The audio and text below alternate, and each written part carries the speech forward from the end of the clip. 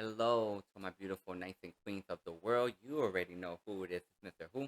Royal Diamond, aka Mr.RoyalNieves, coming back at you with another empowering video. So let's get into it. My topic today is going to be about you don't have to be perfect in order to be great. You know what I'm saying? And what I mean by this is basically you have to learn new things in order for you to grow, in order for you to learn, in order for you to become. You know what I'm saying? So when you learn something like new information in the area of I don't know what this is, but give me a moment. This thing is crazy. I don't even know. Sometimes I get these notifications out of nowhere, and it just be like the most craziest thing. Anywho, but yeah. So basically, what I mean is you learn.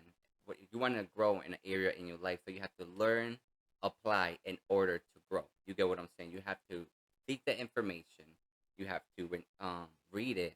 Marinate in it, practice it, apply it, and then you become that newfound of either an identity or mentality or a new habit or just a new version of yourself. You get what I'm saying?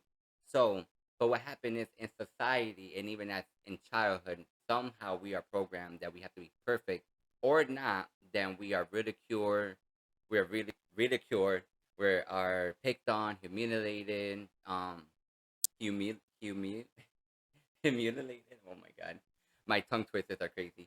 But people make fun of you, or sometimes you feel like, oh, try to fit in. Like fit in with the status quo, fit in with the so-called popular people or status in society, and all these things. And people, they develop this fear, against failure. Like failure basically means something didn't work out the way you thought it should have worked out. But the purpose of failure, because it's in correlation to success, failure, you have to look at it in a way of a mentality of failure is just a way for you to learn what you didn't know in order to know what you need to know in order to get where God is taking you. You get what I'm saying? So when you start operating out of like this maturity mentality, like if you encounter fear, failures, or mistakes, it doesn't make you a bad person. It doesn't make you stupid, dumb, incompetent. It doesn't make you less of a person. It doesn't take away your worth or the value that you are or that you bring. It only means it wasn't meant to work out in that way because you had to learn something extra in order to get that extra success. You get what I'm saying? Because imagine if everything went well, right? Everything went perfectly. You didn't have to struggle. You didn't have to fight. You didn't have to learn something new. Then you never really grew into your capacity, into your potential, into your greatness. You just accomplished things. It's basically like when you do like a shopping list. You put down whatever you need and you're just checking things off. But when you sit back, you'll be like, you don't feel as you would if you had to like face the challenges. It wouldn't mean as much. You get what I'm saying? It's just like whatever. Just like someone who's like super talented, like in sports, it's just it comes naturally to them. They don't really appreciate what the gift they have.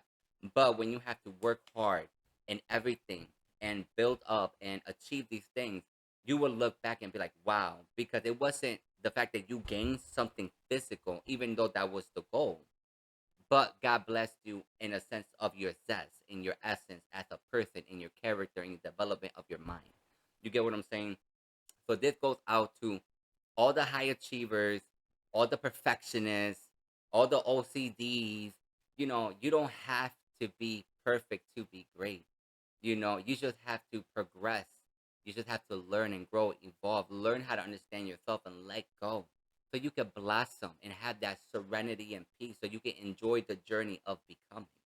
Because if you don't, then you're just gonna be stressed out. You're just gonna end up being bitter and angry and eventually give up. And who wants that? You get what I'm saying? So the next time you are embarking on a new journey, whatever that may be for you, just understand you don't have to be perfect to be great. You just have to work at it until you become what you're working towards. You get what I'm saying? And don't give up. That is the key. And I cannot stress that enough. Never give up. Find a way to overcome, find a way to learn, to apply, but never give up. Because if you give up, you will never get what you're seeking. You understand what I'm telling you?